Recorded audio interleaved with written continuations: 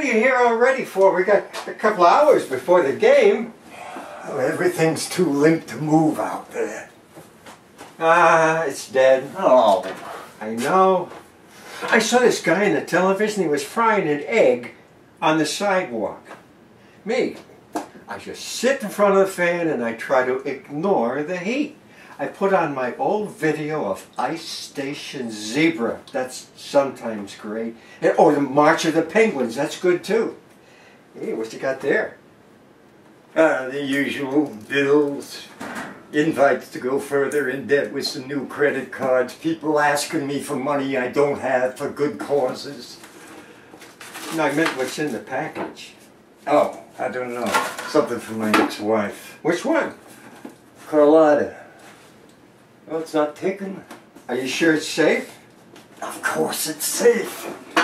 The woman was crazy for me. It's probably some memento of yesteryear. She was up.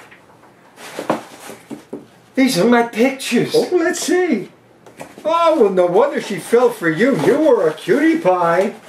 I was 4 years old there, wise ass. Really? Well, I've heard of cradle snatchers, but that's ridiculous. This was her favorite. What? Okay, well, she went from this to... Oh, time sure is vicious. Oh. Oh, she's divorcing me so she can marry some guy. Oh, well, that's understandable. I mean, it would be insensitive if every time he walked into the John, there was my picture to remind him what he had to live up to. Yeah. Yeah, she was classy. I'm proud to say I made her what she is today. What is she?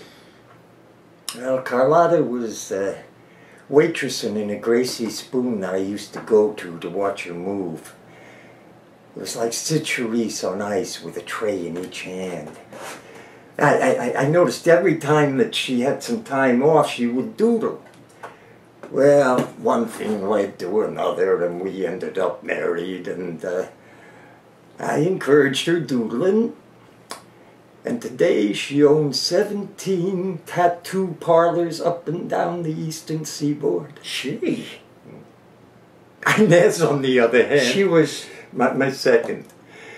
She was an inept hairdresser. Now she's a ranked welterweight. How? Yeah, all the women I married were grateful for the experience. Why?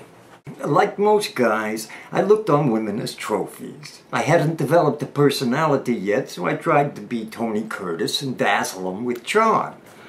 I'd approach with lines like, the most beautiful rose in the world has a stem.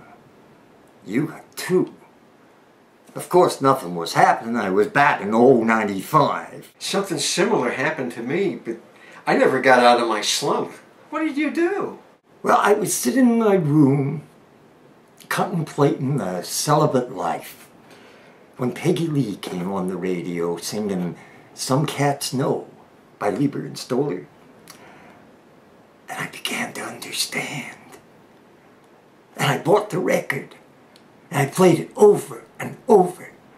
And then I put into practice what Peggy preached. I gotta get a copy of that. It's all there in the lyrics. Besides epidermal considerations, women are interesting in a rainbow of ways. It is my theory that men were designed by a committee. That's why we break down so much faster. Whereas women were created by artists. That's why they run the gamut from caricature to surrealistic. You appreciate. I understand, but that alone does not make you a love magnet. How many wives have you had? Just 4, officially. Well, don't take this the wrong way, but you are you, Patsy. I give you credit for having some attributes, but... Women got this schism between a secure, dependable life where you know what's coming and a secret desire to do something dark and dangerous that they may regret. And now and then, that was me. I never realized before, you're a romantic, Patsy. It's like you molded into someone I never met while we were sitting here. You tell anybody that and I'll break your knees. I could never talk to women because I was afraid they wouldn't be interested. The women within my range these days all think they know what's going on. Carlotta, Inez, Audrey, Carlene. All men should be so lucky to have such memories. Where are Audrey and Carlene now? Well, Audrey took a vow of silence and became a nun. And Carlene runs a mortuary out in Jersey. She's going to cremate me free. God. I mean, that is so sad. What?